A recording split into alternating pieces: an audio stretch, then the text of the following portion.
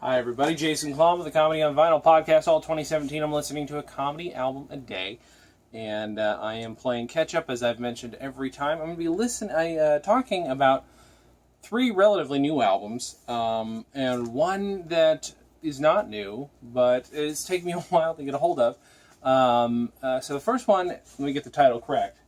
It is the world's first Willio and Phillio record album. Now that is by a group called Willio and Phillio, Will Ryan and Phil Barron. Phil Barron is a name you might recognize from my podcast, the Comedy on Vinyl podcast. He talked about Alan Sherman when he came on. He's also the voice of Teddy Ruxpin. And he had a group with a gentleman named Will Ryan, whose voice you have heard in a million cartoons, and also happened to be the voice of Grubby, Teddy Ruxpin's little partner. And a little partner sounds very funny. They were combined with a little digital, not digital at all, analog umbilical cord. I'm doing this like I'm milking Grubby. So yeah, they were, either way, they had a group, and they did an album that is it's in the novelty category is how it's categorized online. They did a lot of, I want to say style parodies, but they're just very much just style approaches, and they do very fun, good songs. There are some goofy songs too. They're all a little silly, but some of them were just, if you weren't paying attention to lyrics, just seem like perfectly great pop songs. There's some, they mimic the Beatles really well. They mimic some Simon and Garfunkel. Then they've got these two songs. One's called I Hate People. One's called I Like People. These two different perspectives. It's a fun album. It's a lot of fun. And it's not like laugh-a-minute comedy. It is, again, it's more novelty, which it's so nebulous, but it's a fun album. And Phil Barron was a great guest on the show. And that came out in 1979, so that is the oldest one of the group that I'm talking about today. I have a cat in the room who wants to help me review albums. Hi, Lilu. Do you want to help? Thank you. The other one, now this one, forgive me for this cheat, okay? This is out on vinyl, but when I show you what it is, you'll understand why I don't own it on vinyl just yet. It's the Bob's Burgers music album, okay? It is a 3 CD set. It is also it's a 2 CD set and a 3 record set. So if you were to get it on vinyl, it is there we go. And then there's a little booklet in it. But you get this at 12 inches, if you get the full thing. But it's a 3 vinyl set. There's a red vinyl, a yellow vinyl, and a green vinyl, if I'm not mistaken. So they just look like condiments and stuff that go on a burger. And lettuce is not a condiment, you know what I'm saying. So it's hard. I can't rate the vinyl experience, and I'm sorry about that. I really, really want to, and I love colored vinyl, and I absolutely adore Bob's Burgers.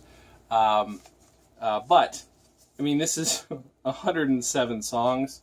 It's really hard to go wrong with that. I love the show, and I love the music on it.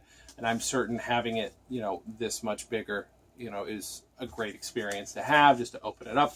And again, they've done a very good job. It's a double gatefold. There's a lot of really great stuff going on in here. I really, really, really like this. So I wanted to make sure I reviewed it because it is out on vinyl. It is something that would qualify for being talked about on my podcast. I'm going to try and get somebody to, join me and talk about the show on the podcast at some point, whether they were on the show or not. Just anybody else who happens to love the show as much as I do. I think it's great. And this is just I've been listening to it on repeat. A little easier to do that with something that's a CD, and I, also turn it into MP3s. So the next two, I'm ashamed I didn't have this one on vinyl. I'm ashamed I didn't have this one digitally. I'm also shocked that when you buy this vinyl on vinyl, it doesn't come with a download card. That's the weirdest thing in the world. So oh my God, what year was it? How do I not know? Okay, so 2011. Weird Al's Alpocalypse. Now, I'm a big fan of Weird Al. If you know the show, I have, every album, except I finally completed the vinyl collection, maybe except for 1 or 2, and some foreign releases, because you can get some foreign releases that you can't get here. The weirdest part about me not owning this is I do own, the big track. I own Perform This Way, his Lady Gaga, as an MP3. I bought that when it came out, for one very specific reason. I needed to learn it, so I thought, because I was in the music video for Perform This Way, and I thought, well, maybe at some point Weird Al's going to need me to lip sync. I don't know what I was thinking, but I wanted to be prepared. I wanted to know what I was listening for. I was hoping this would be good. At the time, I was not as big into Poodle Hat as I had hoped I would be. It was a bad time for me anyway. And this album turned me back around anyway. I would never not like Weird Al, but this album got me re-obsessed. And at the time, 2011. So this is just like right as the comedy on vinyl was starting. So I wasn't quite there yet. So I wasn't ready to spend that much money on a vinyl comedy album. That said, there's so much on here that I absolutely love, and I guess I had forgotten was on here, which is weird, because he also did the internet leaks and stuff, so maybe I assumed some of them were internet leaks, but either way, Skipper Dan, I absolutely adore, and I also, one second, sorry about that, and then, honestly, and this is one of my favorite Weird Al music videos too, Party in the CIA is fantastic. It's a wonderful recreation of the Miley Cyrus song, fine, but it's Weird Al getting dark, and I love when Weird Al gets dark. It's just so good, and I just love that it's available on vinyl. This was kind of his return to vinyl. On the inside, he's got him and some demons. It's fantastic, and there's him. This is him working in some kind of dark, scary place where maybe there's some demons there as well. So I got this at Amoeba Records in LA yesterday. Got an older one, an older album I've never heard or even heard of that I'm going to listen to. And I got one other one. This is one that I also heard digitally first, but had to grab because I was shocked that it was only $12, and it's a 2-disc set. It's David Brent, Life on the Road. This is Ricky Gervais as his most iconic character, and ironically, at his, I would say, least offensive.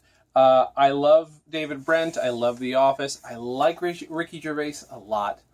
I find he's a bit of a contentious character, and on purpose. But that said, David Brent is almost American in that it is a little more sentimental than you're going to find, at least at the end of the day. In the way his story is told. And Life on the Road is a really, really good movie. It's fantastic. This album I got first. I don't know if I would recommend listening to the album first or watching the movie first. Either way, I think either experience is fine.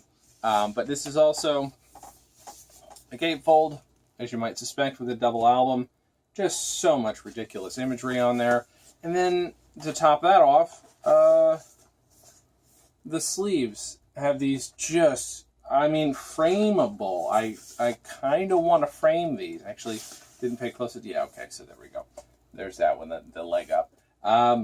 Boy, oh boy. Did come with the digital download, by the way. But this is $12. This is a $12 2-record set. And I was in a bit of a mood, I guess, yesterday. And there are 4 songs that are in the digital stuff that is not in here, so I'm glad I did get the digital one first. There's just so much going on here, and so much where he's doing this brilliant work in actually saying something with irony, and then he goes and tweets. But the song Native American is an English guy not understanding, a very ignorant Englishman, not understanding why it's offensive to do the things he's doing in his songs. David Brent, not a troll. His creator, that's up to you to decide. David Brent is just too dumb to know any better. And it's a complicated character, and there are a lot of complicated reasons why different things happened in the film, and I really, really, really love them. I am shocked that I'm absolutely shocked that there are 4 full tracks that are not on this record, on these records, I guess. It's it's really nice, but fun experience listening to that. So I wanted to just cover some more recent stuff, and then one that I've been meaning to get a hold of for a long time. And I got my initial access to it because I've not been able to buy that record from a fan of the show. Somebody helped me out and got me a copy of that. That is it. That's some new albums I've listened to. Again, and they're all available on vinyl, so that's the most important thing. So subscribe to the Comedy on Vinyl podcast. Just released a new episode today. You'll see this is coming up maybe a little before the Phil Proctor episode is coming out tonight as well. A new episode of Behind the Scenes with the Firesign Theater. the history of Firesign Theater, we're calling it. I'm calling it different things every time I talk about it. But that's about it. Thank you guys so much for joining us, and as always, have a good thing.